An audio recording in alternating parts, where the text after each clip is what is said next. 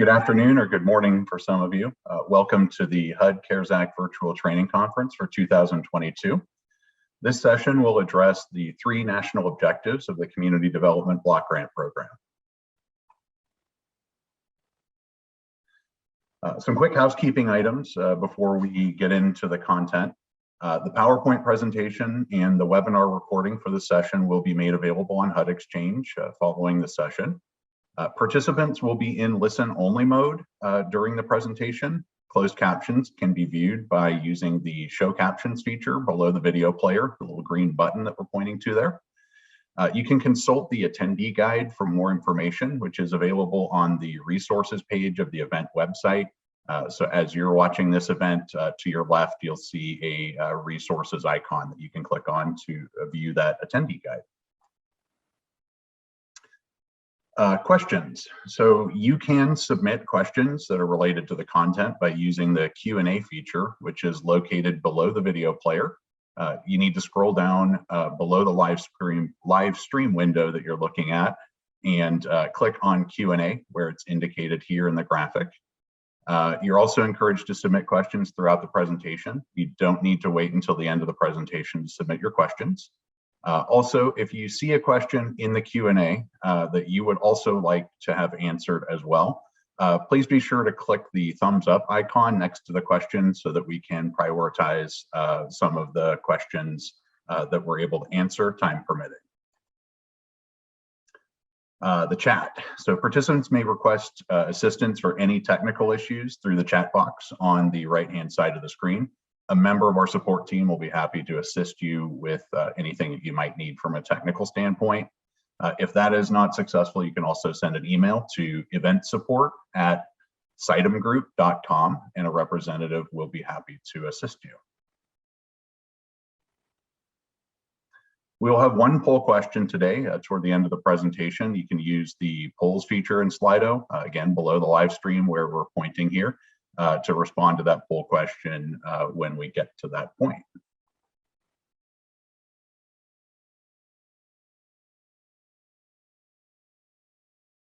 If you'd like to access questions or polls while simultaneously viewing the event without scrolling down, you can download the Slido app in your phone or go to sli.do in your web browser, then type in the code for this session. The support team is posting the Slido code for this session in the chat right now. You can also scroll to the bottom of the page to find the Slido code for this session description.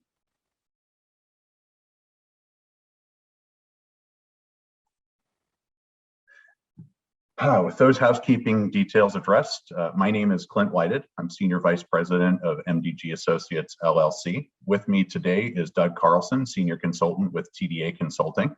Our companies are part of the HUD Technical Assistance Team, helping states, counties, and cities administer and implement Community Development Block Grant and Community Development Block Grant CV funds, CDBG-CV funds, to address the impacts of the COVID-19 pandemic. For this segment of today's conference, we'll be discussing the three Community Development Block Grant Program national objectives. I'd like to start the session with a learning aid that was passed down to me by two wise former basically CDBG trainers years ago. Carol Morris with ICF and Rudy Munoz with MDG Associates. CDBG activity eligibility is like a coin. Think of a quarter or a half dollar. It has two sides, heads or tails. Each coin has heads or tails, which makes it perfect for determining which football team gets the ball first in overtime. Wait, that's not the right story. Let me start over. CDBG activity eligibility is like a coin.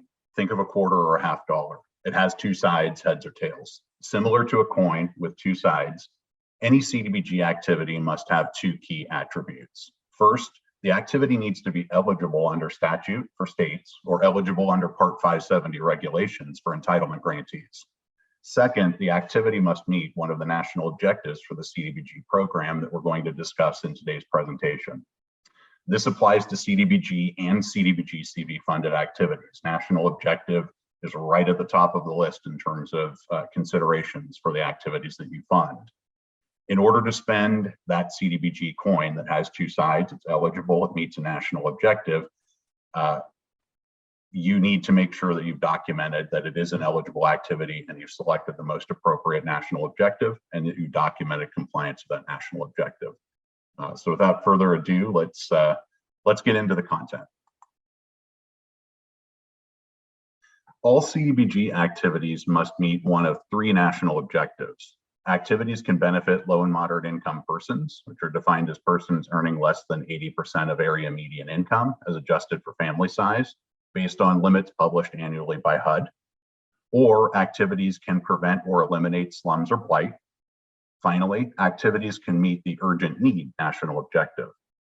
During this presentation, we will walk through each of these three national objectives in greater detail.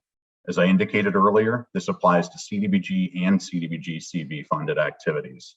The CARES Act did not waive the requirement that activities meet a national objective. It's very important and it applies to everything that you do in CDBG. You must meet one of the three national objectives. One other important note here. The Housing and Community Development Act of 1974 indicates that the primary national objective of the CDBG program is to benefit low and moderate income people.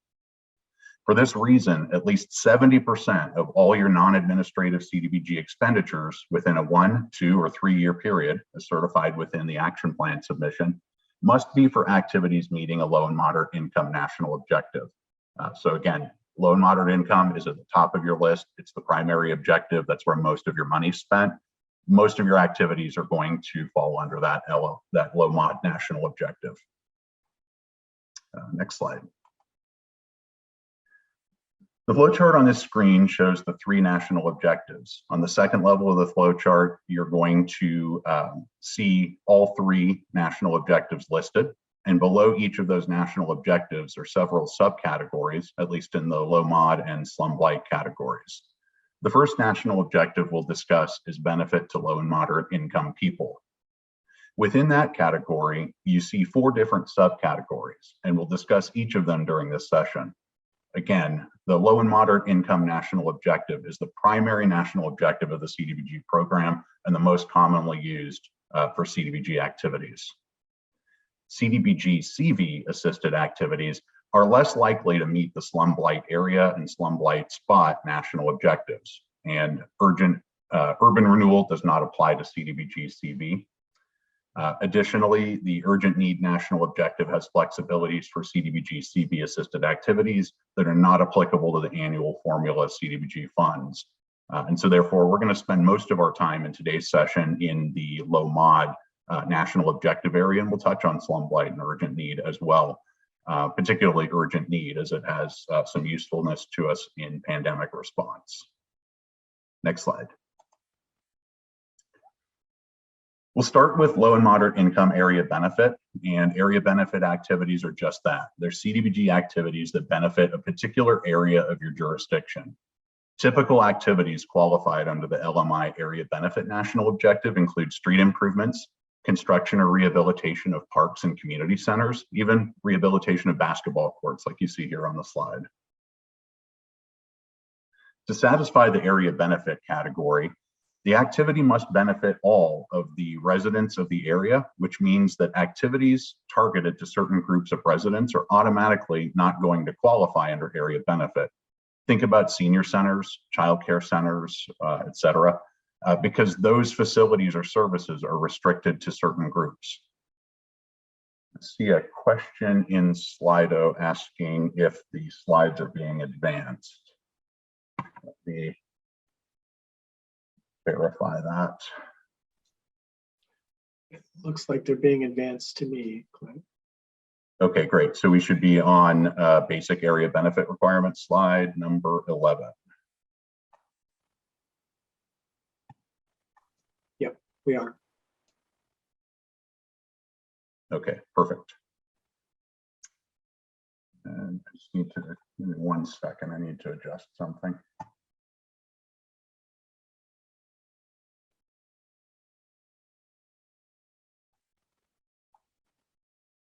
Okay, perfect.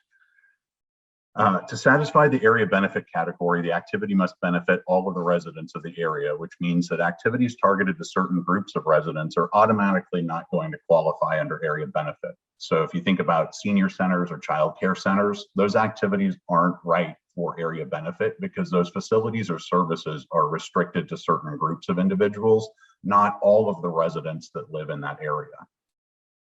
First, the area itself must be at least 51% low and moderate income. So all the considerations in area benefit, that's really one of the first things you're going to look at is, do you have a likelihood of qualifying as being 51% low or moderate income? Second consideration is the area primarily residential? Areas that aren't primarily residential don't meet the definition of a low and moderate income area. And third, and we'll spend some time on this, the area must be the entire area served by the activity. And so how you define that service area really has a number of variables attached to it that we'll discuss here in the presentation. Next slide.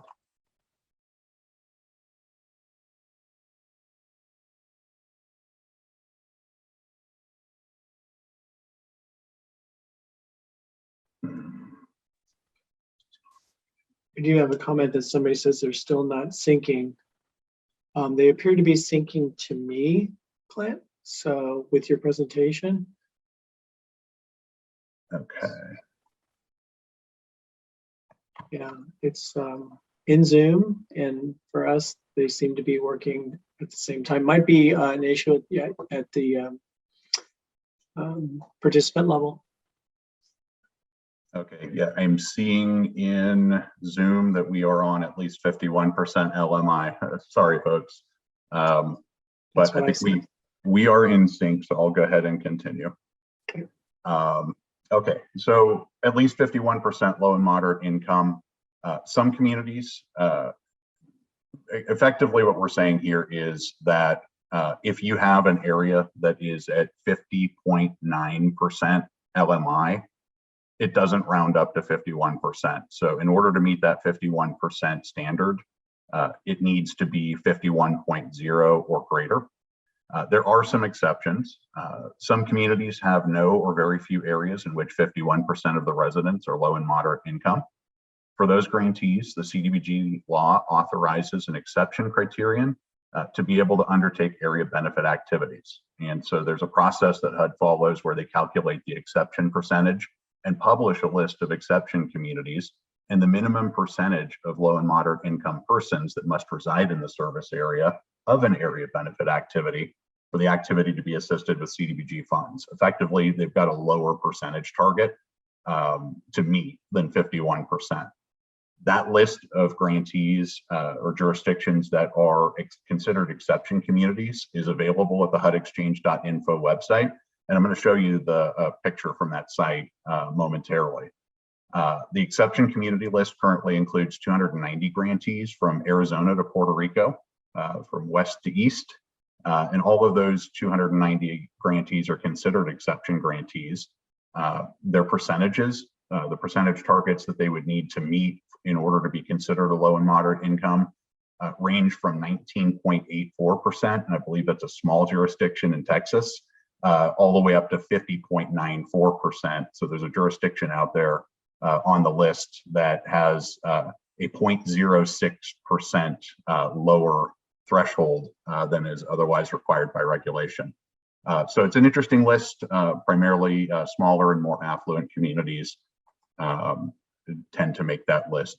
So it's worth looking at to see if you are considered an upper quartile or an exception community grantee. Let's go to the next slide. There are two ways to determine if an area is low and moderate income. So if we're considering the 51% or the lower exception percentage, we need data to make that happen. There's really two ways of going about it. You can conduct a local survey in accordance with a couple of CPD notices. Notice CPD 14-013 and Notice CPD 19-02. Both of those are available on the HUD Exchange site that I'm going to show you in a second. Those tell you how to properly conduct a local survey to determine if the area is low and moderate income. Now, the more common way to go about this, and frankly, the easier way from an administrative perspective, if you're able to, is to use the HUD provided data. Next slide. So the HUD provided data changes over time, as you can imagine. When I began working in the CDBG program and in Los Angeles County in 2002, we were using paper maps. We had a big paper map on the wall, and it reflected the 1990 census boundaries and income data. The income data was more than 10 years old at that point in 2002. HUD published new data from the 2000 census. It included new boundaries, new income information, lots of changes, as you can imagine, to low and moderate income areas as a result of that. Later, HUD gained access to more recent 5-year American Community Survey estimates data through the Census Bureau, and a determination was made that it would be appropriate to update the low and moderate income summary data more often and make it available to us so that the data we're using for this analysis is more current and more relevant to the communities that we're trying to assist. Currently, we're using the last set of data that's on the list, the 2011 to 2015 ACS low and moderate income summary data for fiscal year 2021. A lot of dates, I'm throwing a lot of dates out here. If you want to know what the current data is and access that current low and moderate income data set, I'll show you the HUD website where you can check that in just a second. But what typically will happen is the same data set, so in this case, the 2011 and 2015 ACS 5-year, contains income information. What typically will change from time to time, provided that the data set from the Census Bureau is the same, is who the data is associated with. There are changes from year to year that occur that impact the census tract block groups that are listed in the data spreadsheet. Those include when brand new entitlement grantees join the program, they've reached that 50,000 population level and have elected to participate directly with HUD as an entitlement. Sometimes you have cities that join or exit an urban county that impacts which block groups are associated with which grantees. New cities are incorporated. I've seen that happen quite a bit in high growth states. Occasionally there'll be annexations by local government where a whole section of a planning area becomes part of a city instead of being part of the unincorporated county. Lots of different geographic changes, and it's important for grantees to have access to a data set that reflects participation in the CDBG program. So for that reason, a lot of data, a lot of dates. Let's go to the next slide. And you'll see on the HUD Exchange website that there is a page for the ACS 5-year 2011 and 2015 summary data. And so when you click the link on that page, it will provide you data by all block groups. It will provide a mapping application. A little further down the page, if we were showing it to you live, it would show you the exception communities list. So lots of good resources. HUD Exchange is my go-to when I'm looking at service area information, because I always want to make sure that I'm using the most recent data release that's applicable for the year in which I'm evaluating the activity. Next slide. So HUD published a 25-minute video that goes into a lot of detail explaining the methodology for determining low and moderate income areas. And that video is accessible on the LMISD data page on the hudexchange.info site or directly using the YouTube link on your screen. And I've talked a lot about data and percentages. And before we leave low and moderate income area, I want to leave you with this. The part that grantees most often get wrong and receive monitoring findings for when using the low mod area national objective is the part about accurately determining the boundaries of the service area itself. It's important to remember that earlier I said the area needs to meet 3 conditions. The LMI percentage, obviously, either the 51% or the exception percentage, whichever is applicable in your community. The area must be primarily residential. The regulations don't define how to determine primarily residential, but there are ways of doing it by looking at land use, by looking at zoning. You have local data available to you that will help you to justify in your eligibility determination whether or not the service area is primarily residential or if it's primarily commercial, industrial, or other uses. The third factor is the area must be the entire area served by the activity. There's some helpful tips that are included in Robert Peterson's video. What I would leave you with is to determine if your service area is appropriate, you really need to take 5 factors into consideration to make sure that it is in fact the entire area served. The first is the nature of the activity. Who are you serving with this activity? Who will use the facility? Who will avail themselves of the service, and where do they live? Because that's how you're drawing your boundaries.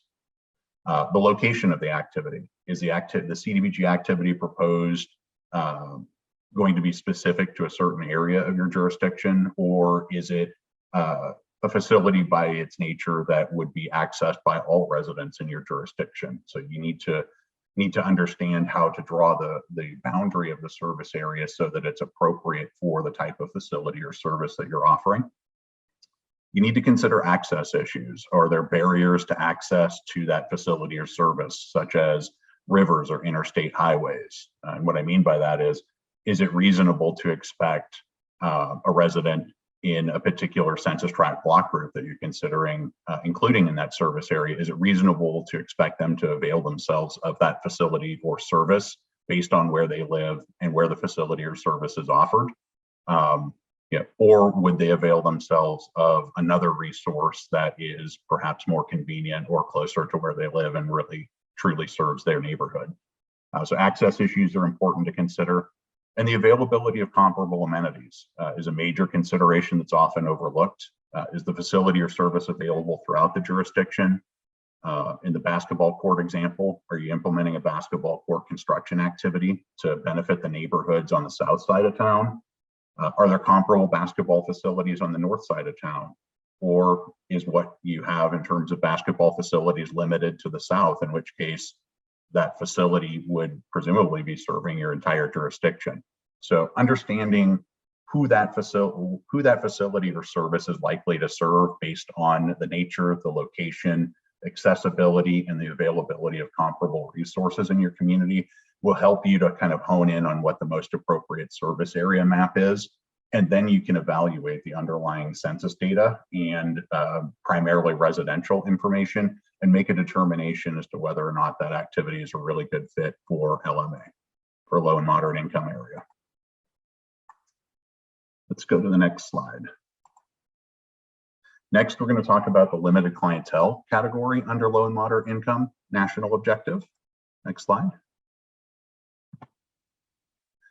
Low and moderate income limited clientele activities benefit specific populations within your community. So for example, services for seniors that would not qualify under area benefit because they don't benefit all the residents of an area. Senior services is a perfect example of a limited clientele activity. And grantees have several options for meeting the low and moderate income limited clientele national objective. One option is that 51% of the participants in that service are documented as low and moderate income. Another option is to limit participation in the activity to just low and moderate income people. So again, you're looking at the income of the individual participants rather than under area benefit, where you're just looking at a data set for all the residents in a defined area. So this is individual, person to person, family to family income determination to meet the 51% or the 100% LMI standard. Another way of going about it is to evaluate the activity and determine if it exclusively serves one or more of the presumed groups, which are listed here on screen, from elderly all the way down to battered spouses. If an activity exclusively serves one or more of those groups, and the participants in that activity are documented as being members of those groups, then you're not necessarily looking at income, because HUD has presumed that the income of people belonging to those groups with presumption is low and moderate income. And it varies by group. There's some reporting guidance in the IDIS user guide that tells you which income level is attributed to each of the presumed groups. Another way of approaching low and moderate income limited clientele is the nature and location category to indicate low and moderate income benefit. One of the examples that we've used in basically CDBG training is looking at a CDBG assisted activity like a childcare center that's located within a public housing development where the PHA has already income qualified 100% of the residents, and the childcare services are only offered to PHA residents. That in and of itself would virtually assure you that you can document nature and location because of the nature of the activity, and the location and where it's offered would qualify under low and moderate income limited clientele. There's some other ways of looking at this as well for the CDBG-CV assisted activities, such as distribution of food from food banks. It's possible to document a determination at the grantee level that the location of the food bank demonstrates that the limited clientele nature location criteria is met by the activity, in which case really what you're documenting is, again, the nature of the food bank and the location lends itself to serving exclusively low and moderate income people. The documentation, the justification for using that category will vary depending on the situation. And so you'll want to definitely back up your determination using information like the residency of people that are availing themselves of the food bank service, where do they live, and maybe taking a look at some LMISD data to determine if people that live in those neighborhoods are likely to be low and moderate income. That's one way of going about it. So it's a bit more of an art than a science on nature and location. If you're unsure or you have doubts about your analysis or you want to get a second opinion, always encourage grantees to contact their CPD representative in the local field office, run it by them, see what they think. What questions would they ask you? What are they going to expect when they come out to monitor that activity? So that you've got some comfort in advance that you have a fully formed analysis for that category. Okay, let's go to the next slide. There are a few unique activities under limited clientele. Removal of architectural barriers. This applies to some activities and would include things like reconstructing a public facility or improvement that doesn't meet area benefit or jobs. So that's a pretty common limited clientele activity because that activity would benefit elderly and severely disabled adults. Rehabilitation of privately owned non-residential buildings that don't meet the area benefit or jobs national objectives is another possibility. The rehabilitation of common areas of residential buildings that contain more than one unit does not meet the low and moderate income housing national objective. That could also be considered under limited clientele. So there's some nuance to limited clientele beyond just kind of the way that we traditionally think about it for public service activities or public service eligibility activities. There are some definite public facilities uses of LMC for removal of architectural barriers. LMC comes into play with microenterprise activities. If you have a microenterprise activity that is serving business owners or prospective business owners where their business has 5 or fewer employees, you can provide technical assistance to them, microenterprise technical assistance, and provide that service for a period of up to 3 years once you've determined that business owner is low or moderate income. So it's another kind of area of nuance under low and moderate income limited clientele.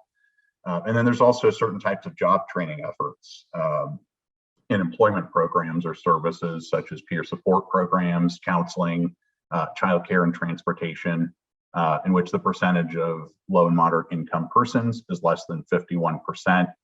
Those activities can qualify if the training or the provision of supportive services is assisting business owners. So again, kind of in that business assistance category or looking at the economic side of things is also a possibility. So looking at job training efforts and qualification under LMC also very worthwhile. Let's go to the next slide. And as we just discussed, there are a wide variety of activity types that qualify under the limited clientele category because they're not appropriate for the area benefit category. However, there are 2 categories that are separate and distinct from limited clientele. Those include housing and jobs, which are their own categories. So let's discuss low and moderate income housing next. Next slide. So low and moderate income benefit housing is the only low and moderate income national objective for housing activities. Typical activities include housing rehabilitation, ownership or rental, or direct home ownership assistance. To meet the housing national objective, structures must be occupied by low and moderate income households. And the word households is in bold and underlined on this slide for a very specific reason. Under the limited clientele activity that we just discussed, low and moderate income people are defined as having incomes at or below 80% of area median income adjusted for family size, as published by HUD each year. So there's a difference between family and household that you need to pay attention to when you're moving from a low and moderate income limited clientele national objective designation to a low and moderate income housing national objective designation. Under the low and moderate income housing national objective, income is determined based on the income of all of the adults living in the housing unit without regard to familial status. So it could be three non-related adults living in a household. Each has their own checking account, banking account, jobs, income situations, and they just happen to be sharing the housing unit. The income of all of those adult household members, because they're sharing that housing unit, would be considered in your eligibility determination to determine if that unit counted toward meeting the low and moderate income national objective for housing.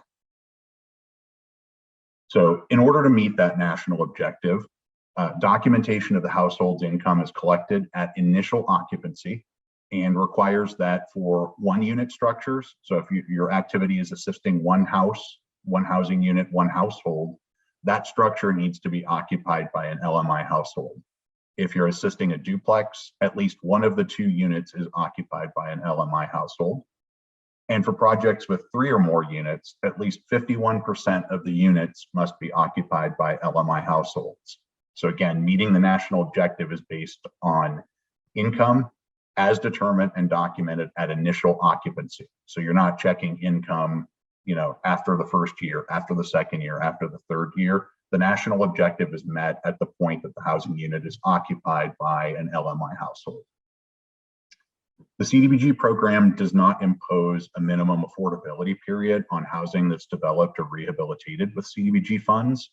States and grantees can choose to impose an affordability period if they choose to do so, if they want to. So it's a local decision. Finally, the CDBG regulations indicate that for rental housing, meeting the low and moderate income housing benefit national objective, that rental housing must be rented to LMI households at affordable rents. And that is the affordable rent standard is not defined by HUD. The state or the grantee is required to make a determination as to what constitutes an affordable rent in their jurisdiction.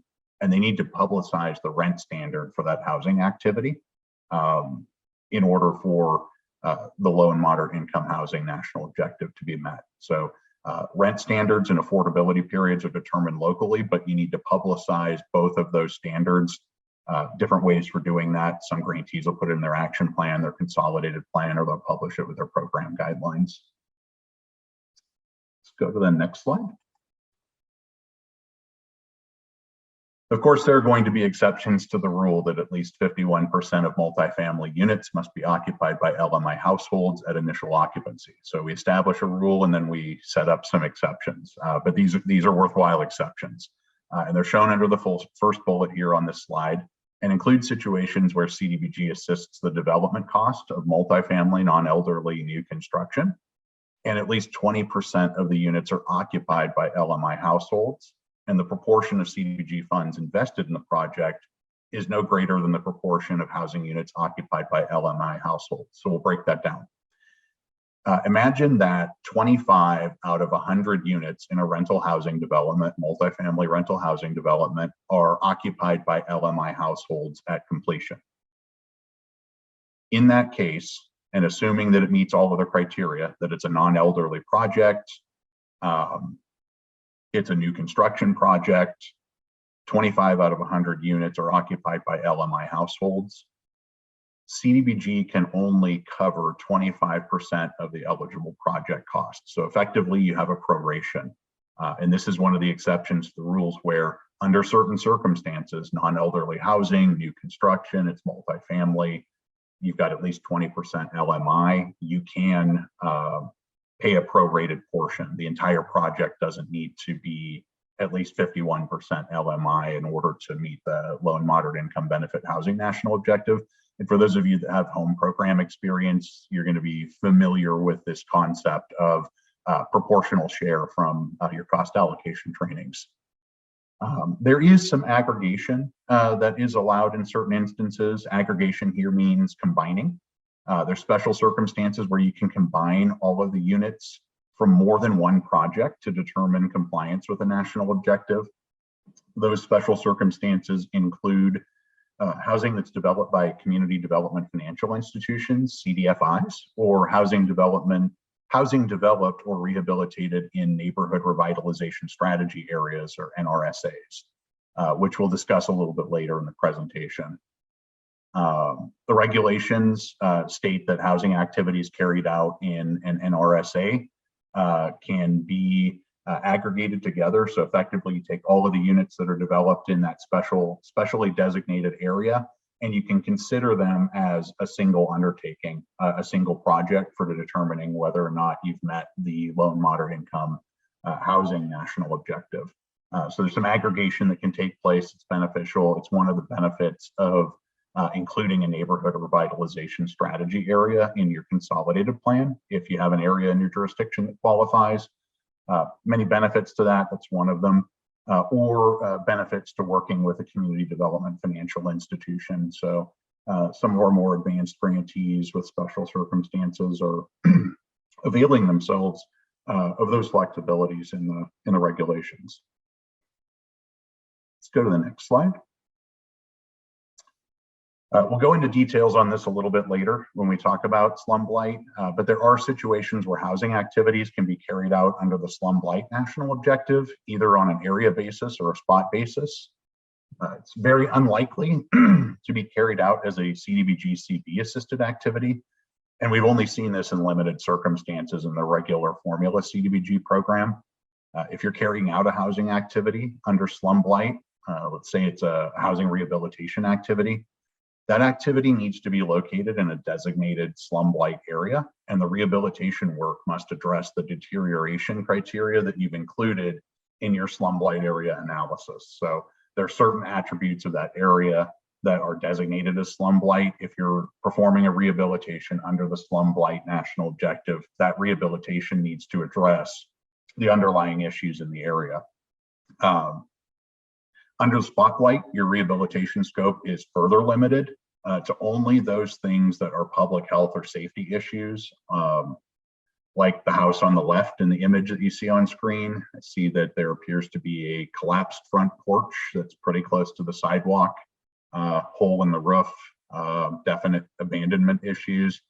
So somebody walking by, a neighbor, trespassers on the property could be injured. There's possibly a safety issue there for the public. That's an area, that's a situation where looking at a slum blight spot activity might make sense. But if you're doing it on an area basis, you've got to address the items that are in your report. If you don't have an area, a slum blight area designated with a report to substantiate the underlying conditions in the area, then spot's also an alternative for you. Real quick, I'd like to do a reminder about the question and answers. If you have questions, please enter them into the Slido Q&A box by scrolling down below the live stream. Don't put it in the chat. If you see a question in the Q&A that you already, that you want answered, feel free to give an upvote to that question by clicking the thumbs up icon. That'll let us know that more than one participant is interested in hearing more about that topic or that question. And at this time, I'm going to turn the presentation over to my colleague, Doug Carlson from TDA Consulting, to take you through the next national objective considerations. Doug, take it away. Thank you, Clint. There are definitely lots of questions being asked in Slido. I'm doing my very best to answer them. If you can just take a look, I think there's a couple of newer ones that have come in, particularly around housing, the housing national objective that you just talked about. And there might even be one around micro enterprise assistance that I didn't get to, but I did my best to try to answer them. So again, welcome everybody. If you did the other CDBG eligible activity session right before this, hello again. Doug Carlson again from TDA Consulting. I talked a lot about national objectives in that other eligible activity session. And this is the reason why. You have the two-part test that Clint talked about. You've got to make sure that you have an eligible activity to begin with, and then the criteria for under the law and the regs for CDBG. But you also have to meet the second part of that test, which is a national objective. So for the area of low and moderate income job creation or retention, we're looking at the national objective category of low and moderate income jobs, as the matrix or chart shows you. When you're following down one of the three national objectives, when you're doing LMI job creation, you're on the left side and you're looking at the criteria for creating or retaining jobs. So we'll go into that here right away. Next slide. What does job creation and retention mean at the community level? Well, the CDBG program actually says that it wants to create economic opportunity for low and moderate income persons beyond providing a decent, safe, sanitary places to live. It actually also talks about providing economic opportunity. So job creation and retention is one form of economic opportunity. So when you're doing this category of activity under CDBG, you're typically doing something like a business loan of one kind or another for the purchase of equipment, for working capital, some other form of business assistance that's directly administered by, typically by a grantee. You might be looking at the rehabilitation of a commercial facility in one way or another that's occupied by a business, or you might, and states do this a lot, you might be providing infrastructure to a business. I know a lot of state CDBG grantees provide critical infrastructure to a new facility that's typically manufacturing or light manufacturing based, and they use that under the low mod job creation retention criteria as an economic development activity. So there's more than one way that you can fund job creation and retention as an economic development activity. But if you do go down this category of funding and eligibility, you have to remember several things. One is that in order to meet the national objective criteria for job creation and retention under economic development, you have to create or retain permanent full-time jobs. And you also have to make jobs available to at least 51% of the jobs that are available as an economic development activity have to be available to or held by people who are lower moderate income. And again, the important thing to remember about job creation and retention is that when we're calculating how many jobs are created or retained, we are talking about permanent full-time jobs. So if you're doing part-time jobs or partial-time jobs, you have to get to a full-time equivalent in order to count that. So that's very important to remember. You can't count part-time work or other types of work under job creation and retention. You have to aggregate in order to get FTEs, full-time equivalent requirements. So next slide, please. So if you create jobs, if you have a business that's getting a loan for you for working capital or equipment, they're manufacturing something, they provide some kind of a service, they're expanding, they need working capital, whatever the reason is. If you're providing that type of a business loan to them, for example, and they're creating new jobs. If they're creating jobs, then at least 51% of the jobs that they create must be held or made available to low and moderate income persons. So an example really quickly, and because math can be tricky, if you have 10 jobs, 6 of them are going to have to be held by or made available to low and moderate income persons, because as Clint said earlier, you can't round up from 50% or 50.5%, you have to be 51% or more. So that's important to remember. for jobs that you are retaining, you have to document that that job would be lost without the CDBG assistance. So that job could be currently held by a low and moderate income person, or is expected to turn over within the next 2 years and be filled or made available to a low and moderate income person. So job retention is, and CDBG-CV recently has been used a lot for job retention, actually. Job retention criteria basically are those two caveats if you're doing that with economic development assistance and trying to meet a national objective. Next slide, please. So for jobs that are considered to be held by low and moderate income persons, you have to actually fill 51% of those jobs to be held by low and moderate income persons. That's how you get the jobs held by persons criteria met. You've got to have at least 51% of those people be LMI. And you have to document the income of those folks that are hired, or have evidence of some kind of presumption that they are low or moderate income to begin with. So that's very important. So this is a documentation issue in almost all national objectives, whether it be area benefit, whether it be limited clientele, or even whether it be slum and blight, which we'll talk about later, all require documentation. So it's very important to remember for job creation and retention that documentation is also very important. You also need to have a written agreement with the business.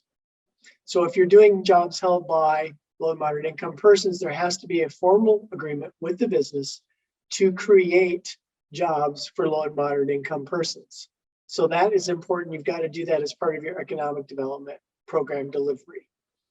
Next slide, please. If you are making jobs available to persons who are low and moderate income, there are some criteria that you have to keep under consideration. If you're making jobs available to LMI persons, there's a new facility or business is creating jobs. They do manufacturing, they do services, they do something else. Maybe they're a tech business.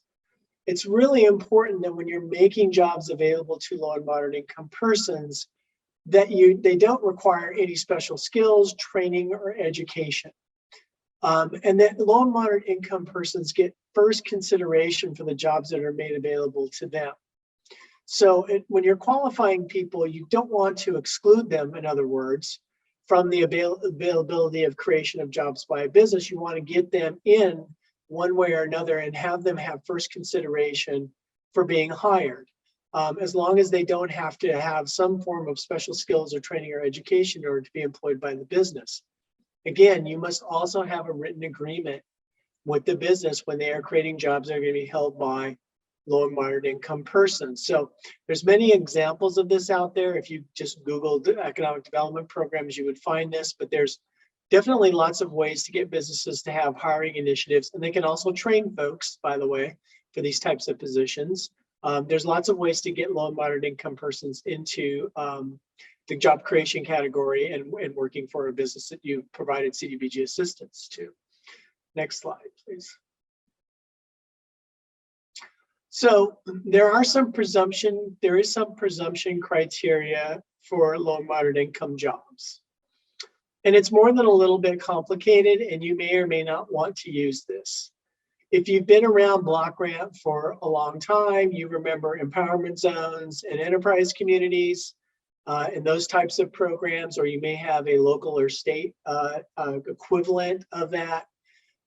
This criteria kind of comes from those programs. So you can presume in certain categories and cases that there are LMI jobs if the employee resides in a tract that has 20% poverty and signs of general distress.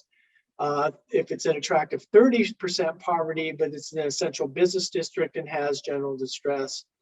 You can presume the person is LMI if they reside in a census tract with 70% or more low and moderate income persons. And then if the business and the job is located in a tract with 20% of poverty and general distress, or if the business and job is in a 30% poverty tract as part of a central business district and in general distress. That's a lot of criteria. It is certainly more difficult in some ways than just creation and retention of jobs or jobs made available to low and moderate income individuals by business. But if you happen to be doing some form of revitalization project, and you're doing it in areas that meet this criteria, it is possible to use this criteria to document that you've met a national objective for low and moderate income job creation and retention. The best thing that you can do is to get yourself familiar with this criteria in the CDBG regulations. And there is a Federal Register notice on economic development for job creation and retention and economic development in general that applies to this, that I'll try to post in the chat if I get a chance when we get back to general questions. So next slide, please. So a couple of exceptions really quickly if you're doing CDBG-CV for jobs. The regulations that are at 572, which is the national objective regulation. So that was waived for CDBG-CV. So you can have a poverty rate that is different under CDBG and have pervasive poverty and general distress, excuse me, if you're providing CDBG-CV for job creation or retention. Also, the criteria around central business districts was changed, and the poverty rate of 30% was changed for CDBG-CV. So these are fairly slight tweaks to the criteria that I described on the prior slide to make it a little bit easier to meet this criteria for CDBG-CV funded projects and to meet a national objective. It basically lowered the standards in order for a grantee that's using CDBG-CV funds to prepare, prevent, or respond to coronavirus to meet one of these components of the national objectives.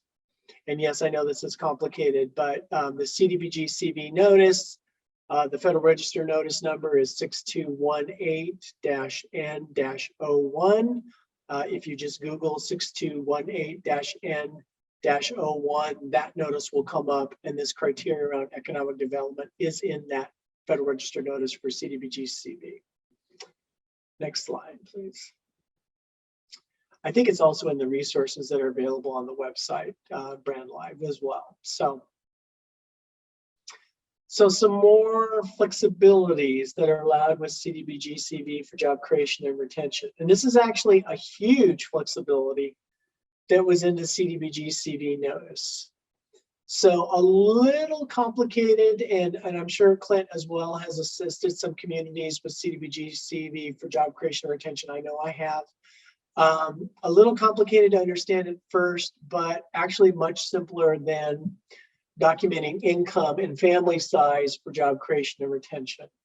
So in the notice for CDBG-CV, rather than using a person's family size and income to demonstrate that they are low and moderate income, what CDBG-CV allows that you can substitute the type of job that it is. If it's a service type of job, you would define the name of the job. And then you would look at the annual wages of or salary of that job when you're documenting job creation or retention for CDBG-CV. So rather than family size and income, the first two things that you need in order to qualify a position as being created or retained is the type of position it is, a server, a restaurant server, for example, server would be that. And then the salary of the annual wages or salary of the job. Then you would consider that person to be qualified for CDBG assistant if the annual wages or the salary of the job is equal to or less than the Section 8 low income limit for a one-person family, which is one amount. So rather than varying limits based on family size and income, you look at simply the income limit for one person, a one-person family for your jurisdiction under the Section 8 income limitations or standards, and apply that against the salary for the job. And if it falls within that threshold, then they're considered qualified. So that's actually a fairly easy way, once you understand it completely, that's a fairly easy way to document under CDBG-CV. And this is only unique, by the way, to CDBG-CV. It's a fairly flexible way for you to document that you've got a job creation or retention by a low and moderate income person. This person has this title in their job. They make this much per year. You compare that to the annual Section 8 limit for low income one person household. If those are at the same or less than, then that person qualifies. So again, once you get used to it, it's much more straightforward. And you can get that information typically from the business. So that's better than getting it from the individuals. So the business that's interested in CDBG-CV assistance should be able to provide you with the positions that they're either creating or retaining, the title of those positions, and they should be able to tell you what the annual salary or wages for that position are. And then it's just a matter of applying it against the Section 8 limit. So the other flexibility that this allows is that you're not collecting family size and income information from individuals. So if you're thinking about using CDBG-CV for job creation or retention, remember that flexibility in that standard is available to you. And then the last thing is that I would also recommend, highly recommend, that you Google and look up the CDBG-CV Quick Guide for Economic Development. The CDBG-CV Quick Guide for Economic Development goes over some of these standards and these flexibilities that are available to you for that particular resource. So I would, if you don't have access to that quick guide, I recommend that you access it. Next slide, please. So we're pivoting a little bit right now then from job creation and retention to how we document LMI income for CDBG assisted activities. So do a little quick mind switch and go away from the flexibilities and the criteria that I mentioned for economic development under CDBG-CV and switch it back to, if you're doing a limited clientele activity or you're doing something else that has low and moderate income documentation requirements, how do we get to those, right? How do we document low and moderate income? So here's how you do that. And there are choices about how you can do that in the definitions under 24 CFR Part 5, but let's go over some of the ways that you can do this. So there's a few ways that you can document income and make sure that people are LMI. So you can document it using the annual income limits that are in the regulation that I cited, and that is the Section 8 annual income limits. So those limits are the ones that are established for public housing programs. Section 8 has really been replaced by housing choice voucher as the terminology, but people still use Section 8. But that Part 5 definition of annual income under the Section 8 program is an option that you can use to define family size and income. The other way that you can do it is directly just looking at certain type of documentation that people submit, frankly, for tax purposes. So that would include, their 1040s, right? So if somebody is willing to, and that used to be the standard form of documentation for a long time, but most people don't use it anymore. The standard form of documentation used to be, how do we verify somebody's income when we get their tax information? That makes people very uncomfortable, but it's still an option for documenting annual income along with the Part 5 definitions. So you now have to use the same definition within all your programs or activities. If you choose one or the other for documenting low or moderate income, and most people choose the first, I should say, then you have to apply that universally throughout your programs and activities. So when you're looking at income, you're looking at the income for a family or a household member when you're calculating their income and their family size over the upcoming 12-month period, right? So you're verifying somehow what their income is. You can certainly still use their income documentation in one way or another if you want to, but you're looking at it projected over a 12-month period. So you have to make sure that people qualify now, but also for an upcoming year, essentially. So there's a couple of different ways that you can document income. And then just quickly go to the next slide. And let's talk about how you get that documentation, right? Because there's different ways to get the documentation. So it can be confusing that you're using a definition of one kind or another. It's family size and income essentially. But the real question is, okay, how do we document it? How do we put it in our files? Well, there's lots of ways to do that. And grantees use essentially all of these. But let's go over those really quickly. So if you're looking at documentation options, you can get third-party documentation from somewhere. An employer is a good example. We use that before with the job creation retention national objective for low moderate income jobs. We talked about how employers can document somebody's income, annual income, by their salary or by their wage per hour. And then there are other ways too. There's evidence that they qualified under another program that at least meets the income standards, the Section 8 income standards, or the 80% LMI or less standard that is used for CDBG. So there are public assistance programs. Public housing obviously is one of them. There are many others that define actually low income or low and moderate income at a level that's either equivalent to or actually less than CDBG. So it has to be at least as restrictive as CDBG, but you can use that qualification for other assistance as a way to document income. If a person that's being assisted is homeless and you have evidence of that in one way or another, those people are presumed to be low and moderate income. You just need to be able to document their homeless status. So you can use a lot of different ways to document that somebody is homeless. If you're familiar with the Continuum of Care program, there's an extensive definition of who qualifies as homeless.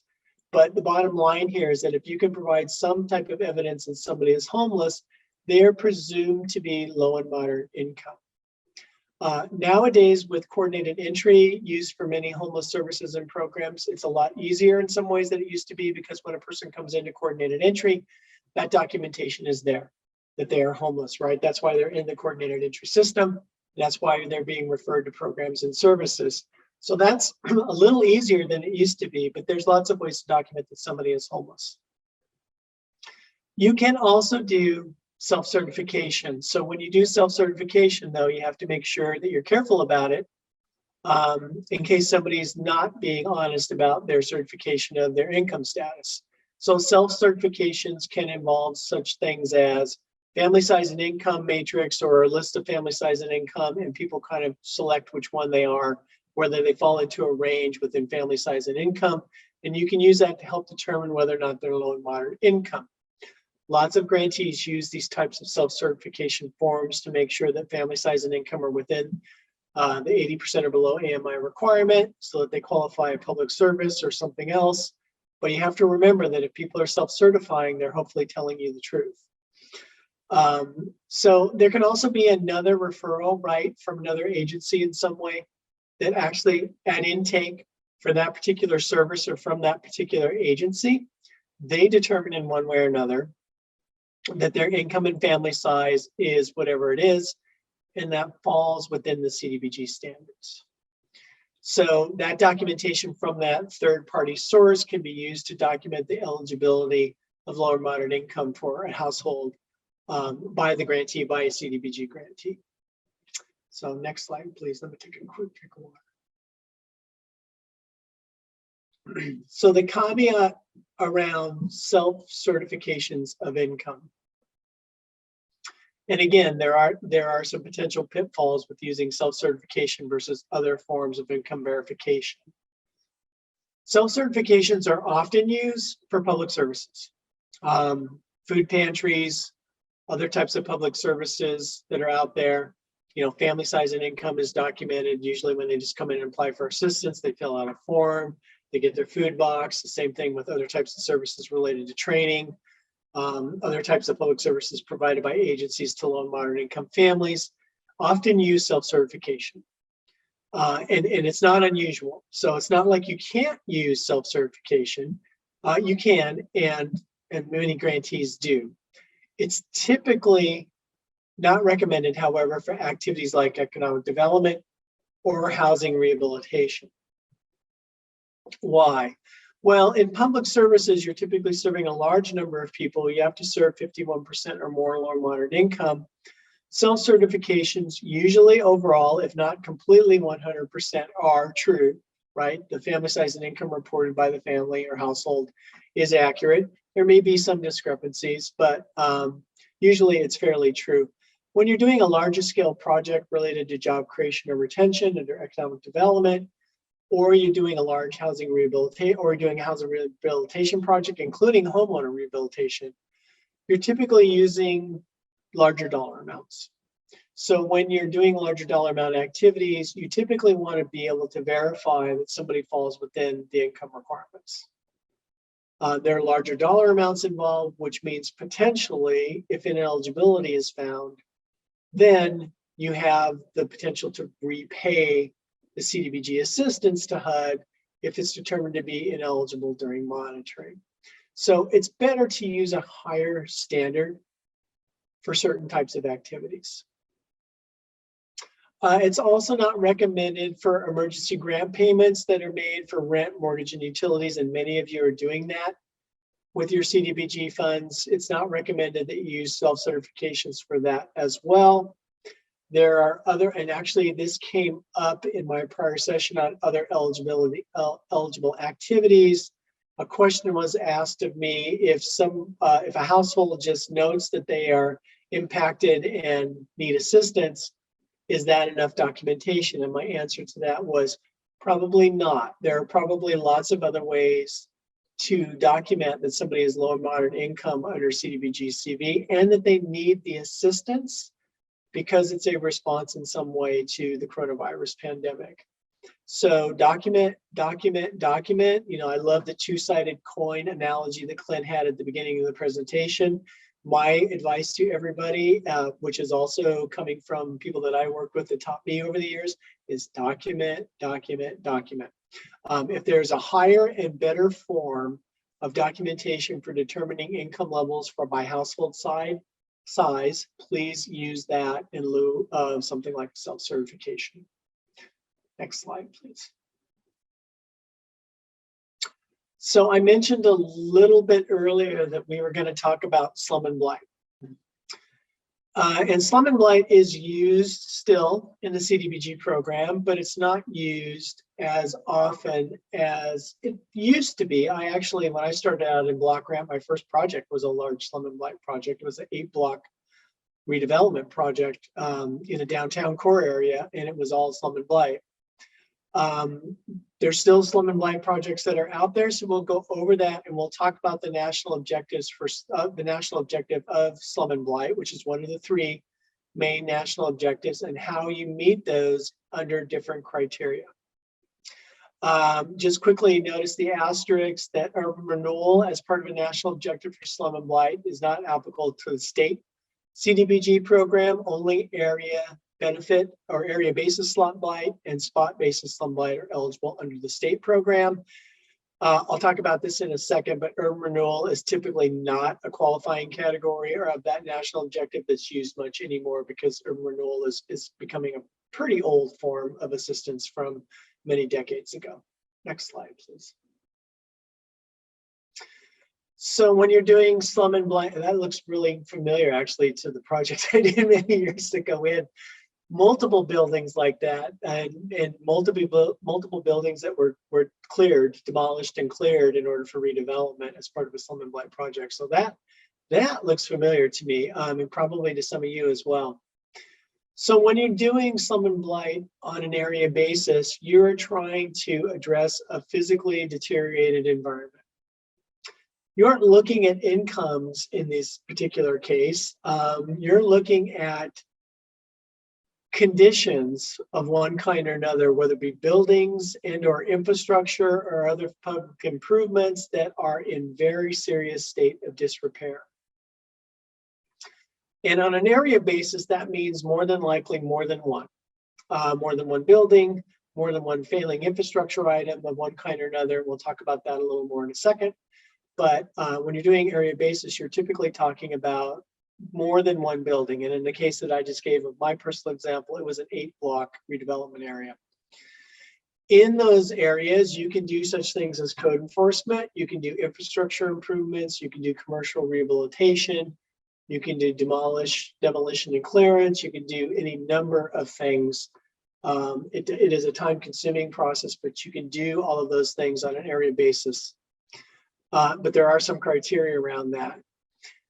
The first criteria is that in order to do a slum and blight area project, and it's no different than a low and moderate income area analysis, frankly, you have to define the area. So again, an 8-block area in my case, just like a park, neighborhood park that serves a certain area of the community, you have to define your area that is slum and blight when you're using the area basis national objective. The other thing you have to do is you have to meet the definition of slum and blight under either state or local law. Most states still have urban renewal laws on the books or urban renewal type programs. Some jurisdictions have them as well, and they typically have a definition for what constitutes a slum or blight area.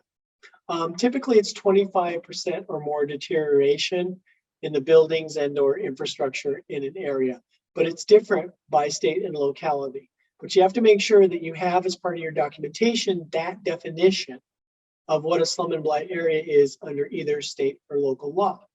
Next slide, please. So, how do you do that? How do you document it? Two options. If you're doing slum and blight on an area basis, you have to show that the public improvements in the areas are in a general state of deterioration. Has to be at least 2 forms of public improvements. So let's use an example. Streets, sidewalks, water, sewer, other types of public improvements in the public right-of-way, public infrastructure are failed, deteriorating, or failing. So in your defined area, that is one criteria that you can use for slum and blight on an area basis. The other criteria, which typically has been used more for slum and blight projects, is that at least 25% of the properties in the area meets one of those conditions noted in the bullets below. And typically for a slum and blight area project, that is not hard to meet. So what is typically done in one way or another is an inventory of that area is done. And it used to be called, or I called it, an inventory of existing conditions, which basically says, here's the state of this area. We have physical deterioration block by block, building by building, in one way or another, either to this building or it's abandoned or there's something wrong, high turnover, abnormal property values, contamination, asbestos, whatever you have, radon, etc. And the physical infrastructure is deteriorated. So typically, if you document the condition of your slum and blight area under this, it's not too hard typically to show that 25% of the properties in that area have those conditions. In fact, it's usually fairly easy. But to do area basis, you can do one or the other. I love the inventory of existing conditions approach because you want to look at the comprehensive nature of an area basis project. You want to know what you're doing, what you're getting into, and what's really needed actually to address the slum and blight in that area, especially if it's a multi-block area. Next slide, please. If you're doing slum and blight on a spot basis, then you're looking at specific conditions of physical decay or contamination, not on an area basis, but in one specific area or spot area. So it could be one block, it could be a lot, it could be a lot of different things, but it's not typically an area that you're defining. It's typically a building or some type of property that has some type of serious contamination or physical decay or something like that. I mean, think of an aging building that's falling down that needs to be removed. Think of the other types of things that happen block by block, property by property in your community. That's where you're looking at spot basis slum and blight. Remember that if you're doing spot blight, you need to limit it to the acquisition or the clearance or relocation of displaced persons, historic preservation, or remediating contaminated. In other words, you're eliminating the blight. The way I look at it is, if you're doing spot blight project, you're eliminating the blight in one way or another. You're clearing the site, you're demoing the building, you're somehow addressing, you're doing the cleanup, say it's an old gas station and there's a bunch of contamination in the soil. you're doing those kinds of things that address the spot blight condition. So that's the one thing to remember if you're doing spot, slum, and blight. Remember that if you're doing acquisition and relocation on that site, then there has to be another eligible activity that addresses the slum and blight condition. So in other words, the property has to be redeveloped.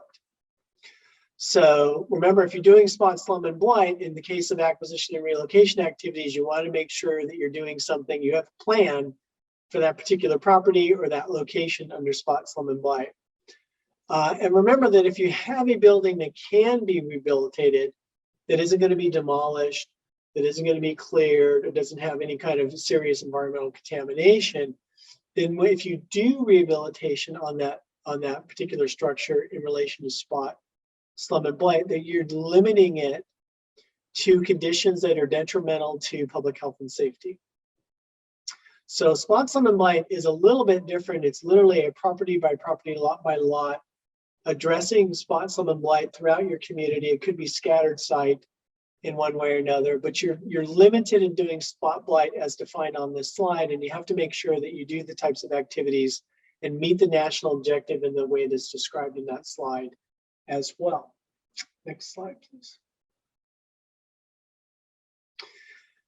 So again, urban renewal, long ago, old program. This is kind of related to continuing to do an urban renewal or a revitalization program that didn't quite get finished for one reason or another. And there actually are examples of that. In some cases, there were communities that had an urban renewal project and received urban renewal funding back in the day, and they got some of it done, but they didn't get all of it done. And if you have an urban renewal area, you had to have an urban renewal plan for that area. So there should be an existing plan for urban renewal. And if you're using CDBG to address urban renewal conditions, then you want to make sure that you're looking at, infrastructure improvements or economic development, other types of things that require action. In other words, you're trying to complete the plan. So if the plan says that certain things were going to happen under urban renewal, but you only got part of the way there because the community ran out of money, or there was a change in leadership for some reason and they didn't want to undertake that urban renewal plan, then you can go ahead and complete it under this slum and blight national objective criteria if you choose to. It's fairly rare that urban renewal is used at this point in time, but you can do it. The area that I worked in many years ago was actually also an urban renewal area, and the activities that we undertook under area slum and blight were essentially finishing out the urban renewal plan because the urban renewal funds weren't enough to finish the project. And there were changes in administration and decisions about whether or not to focus on that A block area or not varied for a couple of years. But in the end, it was finished. But that's one way you can also do slum and blight as a national objective, is to go and finish an urban renewal plan. Very rarely used now. Next slide. So then, and this applies, of course, to CDBG-CV. Many of you know this, of course. The next category of national objectives that I'm going to talk about, the last one actually, is urgent need. And urgent need at times is hard for people to understand, so hopefully this will help. But urgent need is an emergency response type activity. We'll talk about some of the criteria around what urgent need is in the following slides. But this is the third national objective that you can meet for eligible CDBG activities. Next slide, please.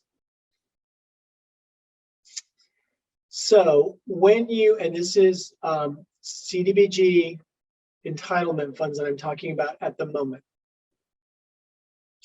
If you are meeting the urgent need national objective, then what you're saying is that the eligible activity that you're funding is being used to address an emergency situation.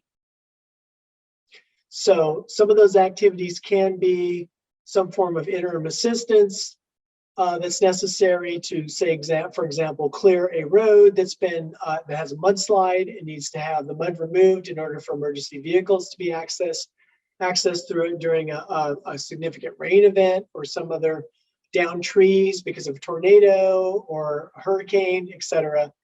Other activities can include infrastructure that's necessary that's been damaged in some way or another, or community facilities that have been damaged in one way or another, typically through an emergency situation. Not always some form of natural disaster, but almost always some form of natural disaster or something that happened. And it doesn't necessarily mean to be a large scale one like a hurricane, mudslides and other types of things, fires. I live in the West, so fires are a huge concern to us. Those types of things happen, all the time. But if you're going to use CDBG, unfortunately, if you're going to use CDBG-CV funds for the urgent need and meet the urgent need national objective, there's specific criteria that you have to meet. Again, this is an emergency use of your CDBG funding. The existing conditions in the community, and states can use this for varying UGLUGs as well, but the existing conditions must pose immediate serious threat to the health and welfare of a community. And this is in the actual section of the regulations at 57208 on urgent need. This definition is actually in that part of the regulations. The existing conditions that are in the community have to be recent or need to have become recently urgent. How is that defined? That is generally defined as within the last 18 months. So you have an emergency situation. It poses a threat to the community in one way or another, and it's happened within the last 18 months.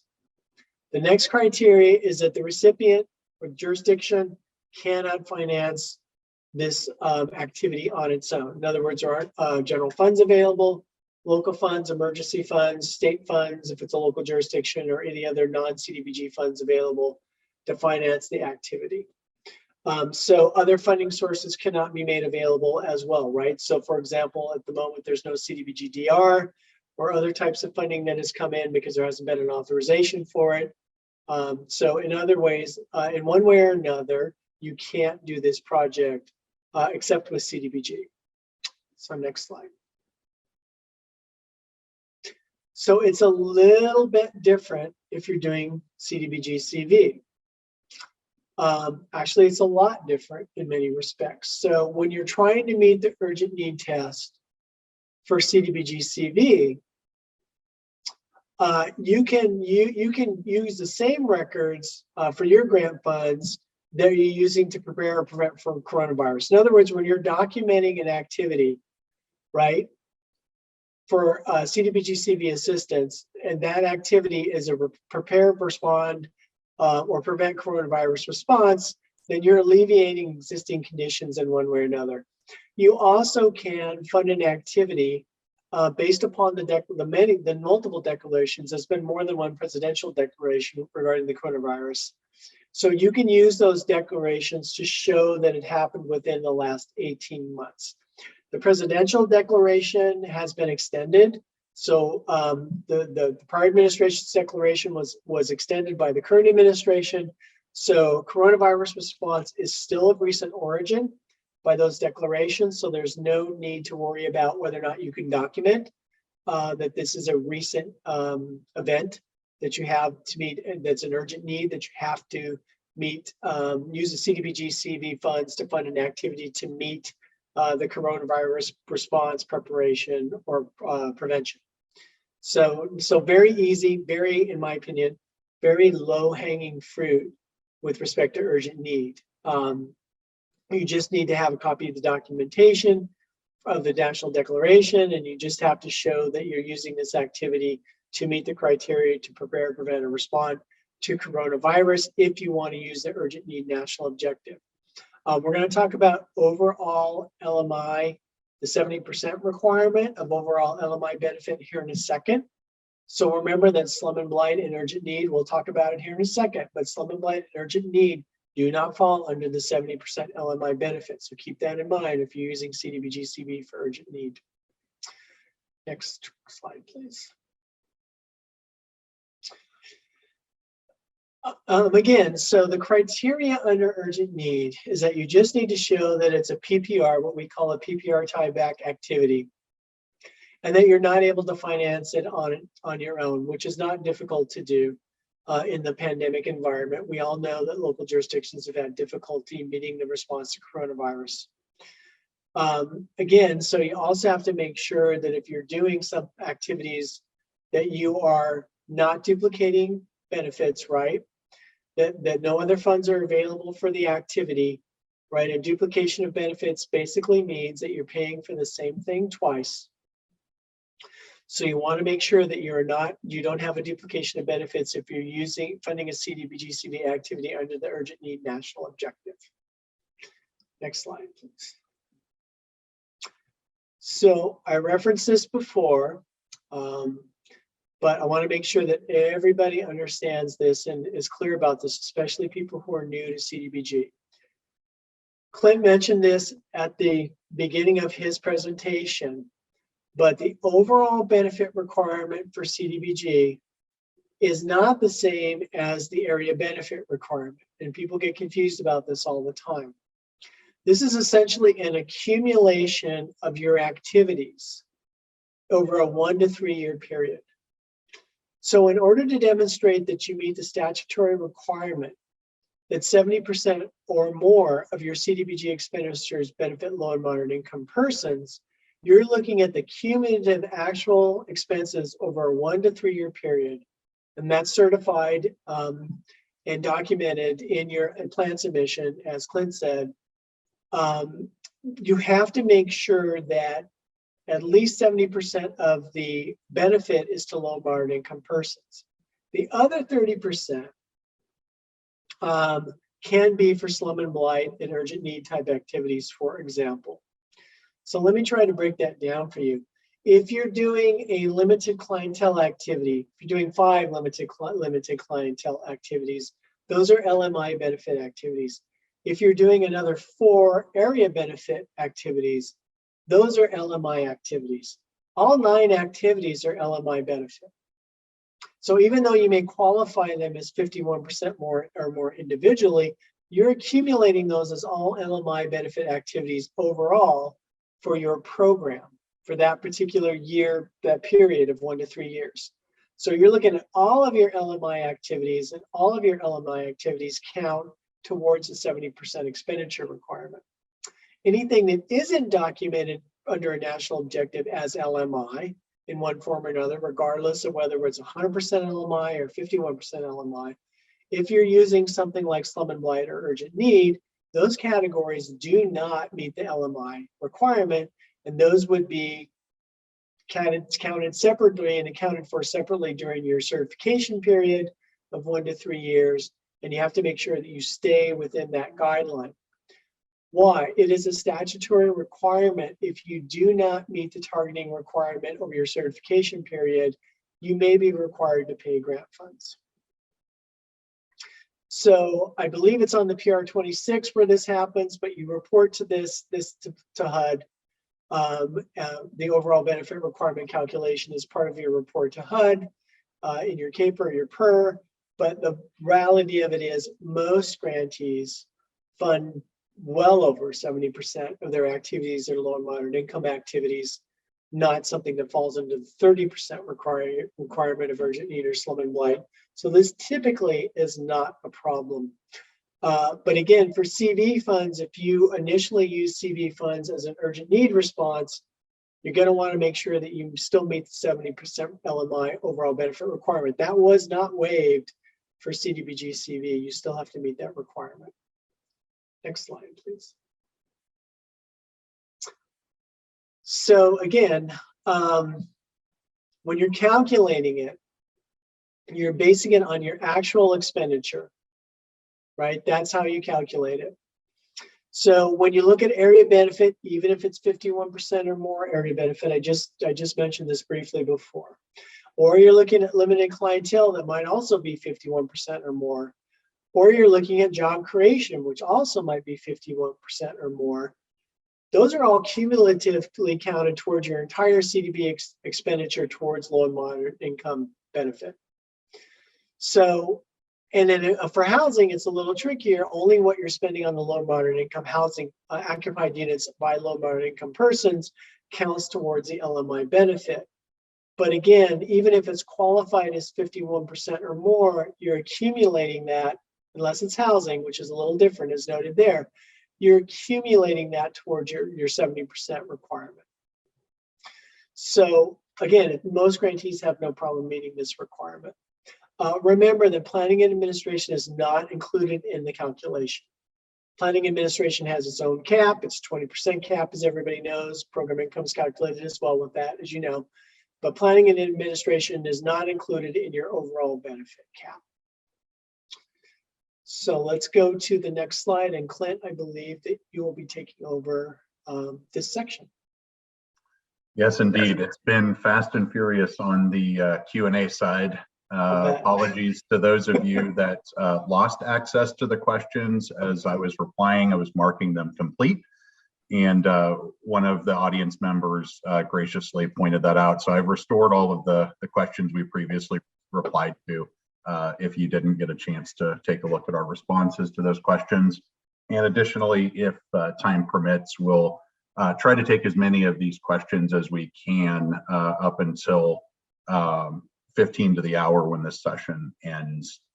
So with that, we've just got a few more content slides to go through, and then we will get into some of the Q&A. Lots of good questions coming in, complex topic, a lot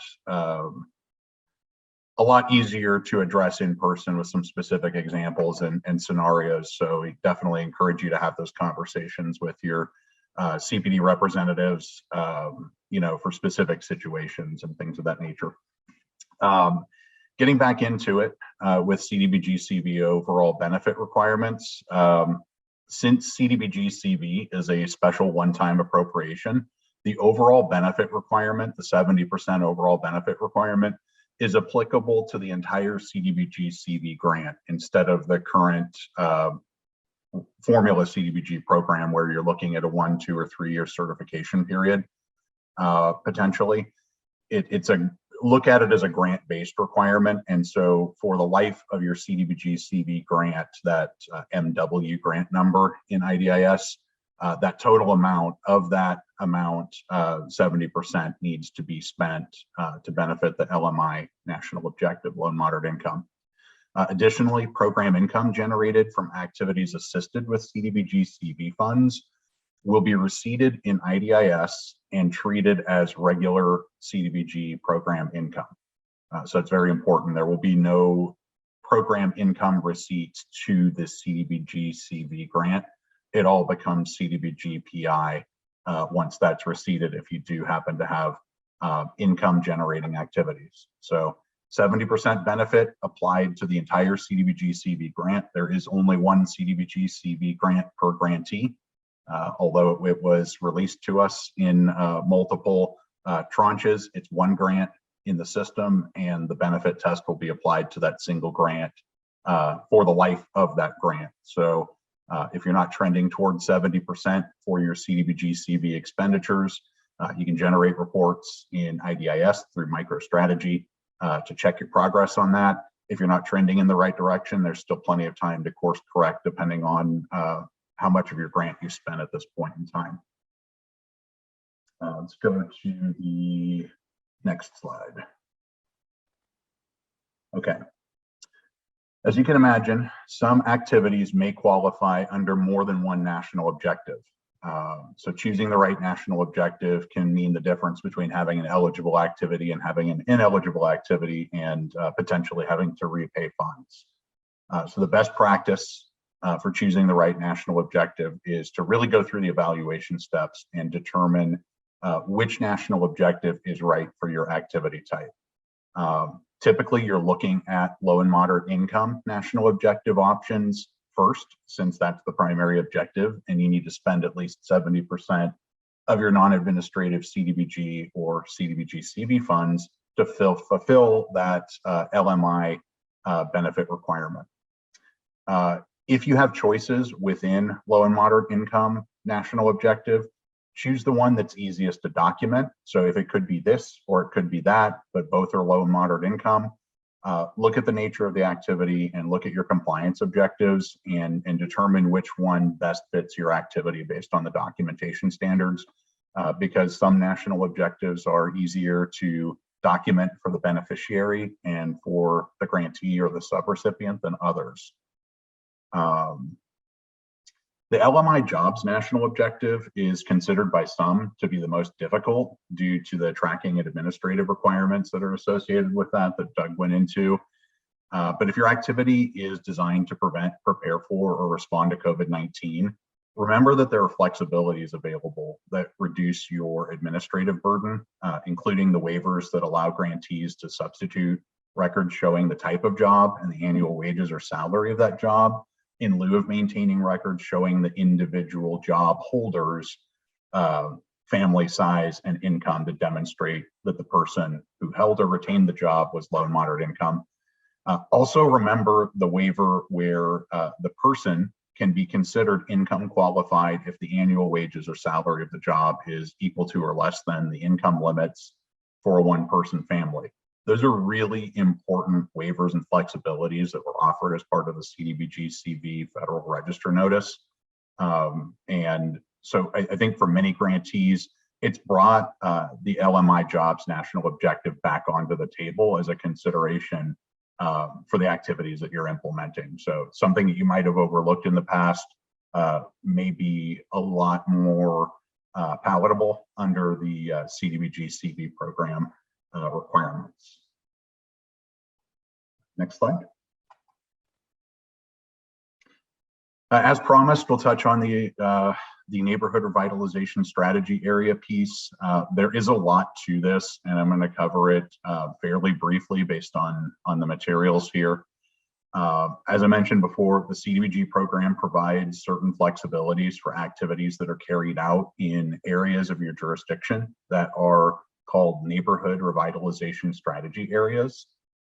These represent a multifaceted place-based approach to address urgent community development needs within a specific neighborhood in your jurisdiction.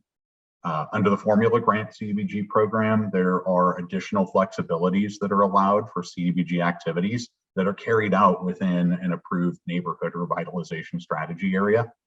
A couple of the key ones, all of the housing units rehabilitated in the approved neighborhood revitalization strategy area may be considered as a single structure to determine compliance with a national objective for low and moderate income housing. In addition, for economic development activities that are carried out in a neighborhood revitalization strategy area, those may meet the area national objective rather than the LMJ or low mod jobs national objective. So there's some economic flexibilities there for activities undertaken in revitalization strategy areas. I'm sure many of you are wondering, CDBG-CV activities may also be carried out in HUD approved neighborhood revitalization strategy areas. So it's really a matter of looking at your program design and your needs and the documentation standards and whether or not you have a neighborhood revitalization strategy area available. It may be a good option for some grantees and it may not make sense for others. So it's really a local planning decision that you'll need to engage in. I'll talk a bit more about that in a second. There is a great CPD notice. Notice CPD 1616 provides a ton of information on neighborhood revitalization strategy areas, how to analyze it, how to develop the strategy area and what goes into it. In fact, I think we're going to talk about that next. So let's go to the next slide. Yes, so we'll talk about HUD review, approval, and monitoring of neighborhood revitalization strategy areas. So if you already know what this is and you have one, you know that it is already detailed within your current consolidated plan.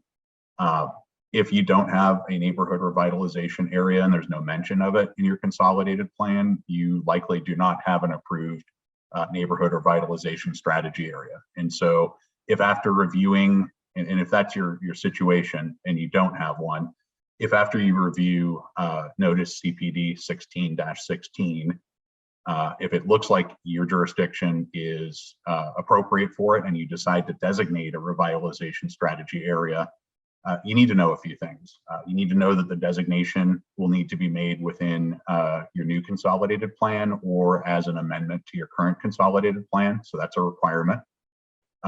Know that HUD must approve your neighborhood revitalization strategy area in writing before you can take advantage of any of the flexibilities we just discussed on the previous slide. The term of your approval for that neighborhood revitalization strategy area is the same as the duration of the consolidated plan where that strategy area appears. When you are creating your neighborhood revitalization strategy area, it's important that you do a few things. First, identify the boundaries of the area. Starting to sound familiar, right? Include a map so that HUD can identify and verify that the designated area is contiguous. That's one of the requirements for revitalization strategy areas. Third, document that the area is primarily residential and has a high percentage of low and moderate income residents. Fourth, include an assessment of economic conditions such as unemployment levels, services available, access to capital, housing availability and cost, and crime or security needs. Fifth, include information on the community participation process, including how your outreach and consultation help define the needs and promote coordination of revitalization efforts. And sixth, identify specific measurable goals. So this is a requirement and it's something that HUD will be looking for specifically in your revitalization strategy area submission. It needs to include both qualitative and quantitative metrics that go beyond what we would normally report in IDIS for activity completion. The idea here is that we're showing HUD and the community through your consolidated plan that there is going to be improvement, or that there is improvement in neighborhood conditions, housing quality, housing stability, and that there's positive economic progress. So some examples of those metrics might include looking at the unemployment rate at the time you designate the area, and then reporting out on improvements on that metric over time. Or perhaps it's more of a housing quality issue and you're looking at reducing the number of residential code enforcement citations or red tags by a certain percentage. Even reducing homelessness in that particular area could also be one of those metrics that's really beyond what we typically would report, to really show the benefit of that place-based investment. Final thing I'll share with you on revitalization strategy areas before we go to our poll question is you need to know that HUD's going to monitor your revitalization strategy area against the goals and the outcomes. This isn't a situation where it's like, okay, we'll submit a plan, we'll get some flexibilities, it'll be great, and if we don't hit our goals, there's no ramification. This is something that, in exchange for those flexibilities, HUD's expectation is that you will meet those goals, and there could be ramifications for future approval of requests to include that revitalization strategy area in future consolidated plans if you don't meaningfully address the performance benchmarks that you establish within your plan. So it's definitely a little bit of extra work on the front end, but can, under the right circumstances and the right community, pay huge dividends in terms of making key place-based changes that impact residents. So something worth looking at, provided that you have the time and the conditions are right. Definitely look at the CPD notice and any materials that we've got up on hudexchange.info to learn more about revitalization strategy areas. Next slide. All right, we have made it to our poll question. The grantee has carried out an eligible activity, but it was determined that the activity did not meet a national objective. Does the activity remain eligible? You have three choices: yes, no, why or why not. So give it a couple of seconds here, maybe a minute for you all to populate your poll responses while Doug and I grab a sip of water and prepare to move into our Q&A round for what looks like probably the remaining 15 minutes of the session. Does that sound good, Doug? That sounds good to me. And yes, I did drink a little more coffee and had some water. So thank you. It's definitely a mouthful. Yes, a lot of slides. A lot of slides, a lot of dense information, folks, but also a lot of resources available on HUD Exchange. And I say this a lot during the live trainings when we're in the classroom for basically CDBG, but your CPD representatives are there to get you where you want to go. They're not there to get you.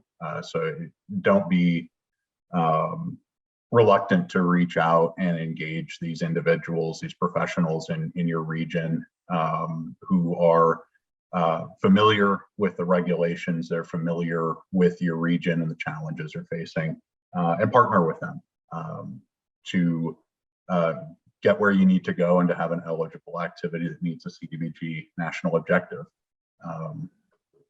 That'll help us fulfill our mission. So I'm seeing some poll results come in. It looks like we've got 130 responses. I'm only concerned about 3 of you. So that's pretty decent. Could be a misclick. I'm not certain if our team at CITEM can give us some insight into the why or why not. But if that's possible, we'd love to see that as well. But yes, the overwhelming majority of you have passed our poll/quiz question with flying colors. So mission accomplished.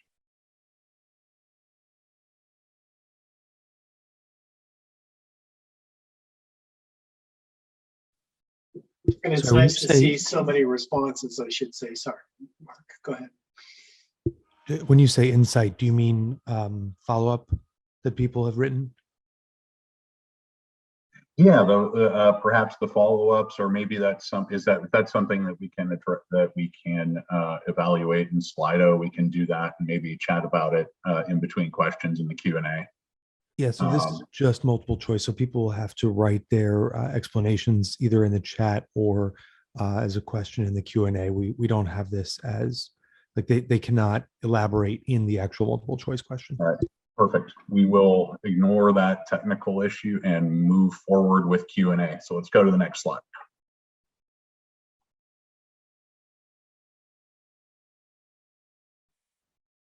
Okay, so we're looking at Q&A and it is live. Okay. I was fast and furiously trying to answer some questions. I think that's pretty close to where I ended up, Clint. I know people are engaged, but man, I also have to say answering these on my phone while we're doing presentation is a lot of fun. We're doing the best we can. All right, so the top question on our screen right now, and it looks like it's filtering by our upvotes, is can you give examples of documentation to collect instead of self-certification? I'm going to go into the reply real quick. If you're doing income certification, the type of documentation that you are collecting from the beneficiaries really depends on the nature of the income that they disclose. Usually it starts with your intake form, asking them how many people are in your family. If you're doing LMC, how many people in your household. If you're doing LM, low and moderate income housing national objective. So determining who it is that we're qualifying is job 1.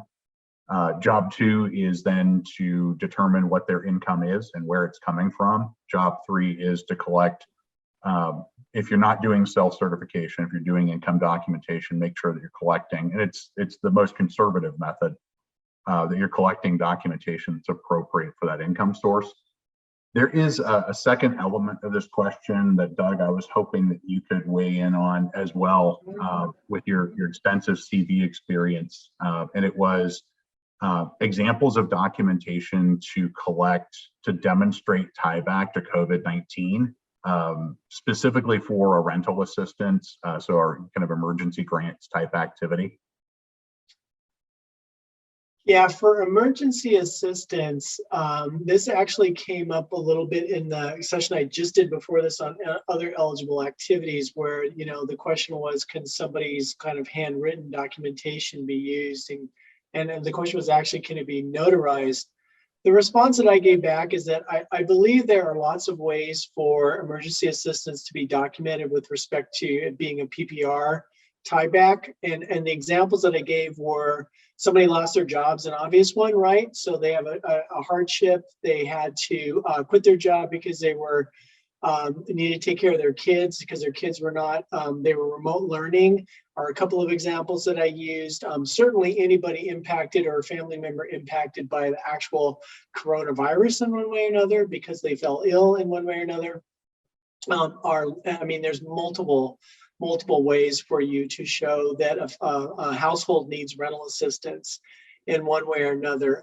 Certainly any kind of notification from a landlord would work as well. And then tying that back to the impact from coronavirus, which are multiple. The quick thing that I said last session was, I don't know anybody who hasn't been impacted in one way or another by coronavirus. So again, you just want to make sure that you can certify the need, that there's no duplication of benefits, and that they're somehow impacted by coronavirus. Don't overthink it. There's lots of ways to make that connection. Good advice, Doug. Going down to the second question here that we're seeing on screen, that one got a number of upvotes. If a person is presumed LMI because they're on another government program like SSI Medicaid, do they still need to provide income verification? I want to be really careful with that one. And I think it behooves all of us to take a real conservative approach there. The examples that you're citing there are, other entitlement programs that presumably are doing some means testing, some income qualification. Not having worked inside those programs, I'm not going to say that. But we don't want to use the word presumed to mean anything other than those groups that are listed in the regulation as presumed groups. So your elderly persons, your severely disabled adults, your migrant farm workers. The nature of this question is leading me to believe that there are grantees that are relying on other funding programs or other benefit programs to confirm that an individual meets the definition of a low and moderate income person. Either you're evaluating family or you're evaluating household, depending on the nature of the activity. If it's LMC family, if it's housing, you're looking at the whole household for all the adults that are living in that unit. So if a person is qualifying for your program and you need to do it under limited clientele, 51% or 100% of the beneficiaries being low and moderate income, don't rely on other funding programs or evidence that they're part of other funding programs to meet that national objective. Go ahead and collect the benefit letter from SSI Medicaid and also evaluate the income of the whole family or the entire household, depending on the activity type. Relying on other programs or making certain assumptions. I'm not going to use the presumed word, but making certain assumptions just because they receive a particular type of benefit is a slippery slope, because that other benefit program may have documentation and information on this beneficiary. The key is you don't, and you need to. So keep presumptions safely nestled within what's provided in the CDBG regulations, and you'll be in a very compliant position. Yeah, you can't over document. That's excellent advice. I mean, you really need to be thorough when it comes to these kinds of things and not necessarily rely on other items to do your documentation. That's perfect advice.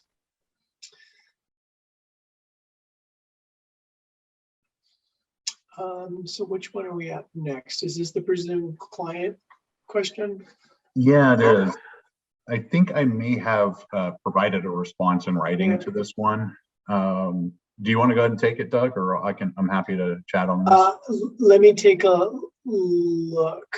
Under presumed clientele categories, can a subrecipient qualify clients individually, or does it apply to the entity as a whole? Remember that limited clientele is number of persons served. So if you have somebody who's in a let me just use this example to try to help you. You can't really do it as a whole, but what you do need to do is know how people meet the criteria for presumed benefit, right? And how they're qualified by a subrecipient. One of the examples that I gave is coordinated entry. So at intake of coordinated entry, a person's homeless status is documented and their referral to services and programs is documented as part of the coordinated entry process. You can't really do a blanket determination. You can, make some calculations about whether somebody's being served under presumed benefit, but I think it really depends on the nature of the program, and you need to document to some degree. I mean, I would want to know how that information is collected, or how somebody's categorized as presumed benefit is what I'm trying to get at. So I would look at it from the approach of how you document who the clientele is, how they're being documented as being a presumed benefit category. So if you're thinking of it in that respect as a whole, yes, but I would be very careful to make sure that you know that everything is there that shows that you're actually serving a presumed benefit category. I would not kind of holistically rely on somebody's description of an activity, for example. All right, that's good advice. I'm going to confess something here. The top rated question right now, can you cite a HUD regulation indicating when it is and is not appropriate to use self-certification? No. You've asked that question before, haven't you, Doug? I've had that question asked of me before, yes. I have both been on the asking and the answering side of it. So I'm going to let you go first on that one, but I have a response. Well, why don't you respond? I'm really curious to know what you have to say when you say you have a response. So why don't you go ahead? Yeah. I mean, I'll confess, I've geeked out in the regulations a bit, doing training and advising cities and counties. I've not yet found something in the regulation that says, sure, go ahead and self-certify. It is a matter of policy that is informed by the guidance that we're receiving from HUD in certain situations. So there are situations where it makes more sense than others, but there isn't a regulation that is black and white, that's clear, that says in this situation, you may use self-certification. In that situation, you must collect pay stubs and bank statements and so forth. But if you are using self-certification, you need to have a provision in that self-cert that allows you to request that documentation so that you can spot check and prevent fraud, waste, and abuse. So there's the potential for you to collect documentation, but in terms of clear regulatory language indicating when it is and isn't appropriate to use that, I've not found it. If you can find it, I'm all ears. No, there's nothing that I know of. Yeah, so it's a common struggle and a common question that does come up. Just really quickly back to the presumed benefit question. Remember that when you're reporting an IDIS, you're going to report everybody under presumed benefit as a low income beneficiary, right? So remember that you're doing reporting on this as well. So the idea of kind of just counting it as a whole doesn't really help you on the reporting end. So you have to remember that when you're funding a subrecipient, you're typically identifying how many persons are going to be served by an activity. You're going to end up having to report that in your CAPER at some point. So even if they're presumed benefit, you want to make sure the beneficiary data is there. So I forgot to add that, sorry. And to our next top rated question, I will confirm you did hear correctly. For a homeowner rehab with CDBG funds, the regulations do not require an affordability period, but you can impose one. I think for homeowner rehab though, when you really play that out, the affordability period would be confirming that their housing costs continue to be affordable to that household, however you're defining that, for the remainder of the period of time that they own the home. So I think it really has greater applicability in a rental scenario, but that's neither here nor there. The bottom line is there is not an affordability period in CDBG like there is in the home program. That's correct. All right. Same thing for standards, right? Different types of standards, property standards, those types of things. You will want to define those for your programs. but CDBG does not tell you to use the UPCS or HQS or any other standard, but it's a really good idea to use a definition of what those are for your housing programs. All right, the next top rated question is something that would probably take us a good hour to deep dive on and explain properly. Having done a handful of those projects where it's, hey, we're building a multifamily construction complex, can you give us CDBG funds? And we're like, no, we can't give you CDBG funds because you're not meeting the qualifications. There's a narrow way that you can do that in the block grant program, but there are other eligible activities that you can do that may benefit that project. So definitely worth it to take a look at the longer, basically CDBG session for housing activities that's available on the HUD Exchange website. I am seeing that unfortunately we're at time, and it looks like for the most part we're out of questions. So I want to take this opportunity on behalf of HUD and on behalf of all the providers that are participating to thank you for attending the HUD CARES Act virtual conference for 2022. Thank you for your participation and for all of the hard work that you're doing out there in your communities to help us recover from the pandemic. Thank you very much. Thank you, folks.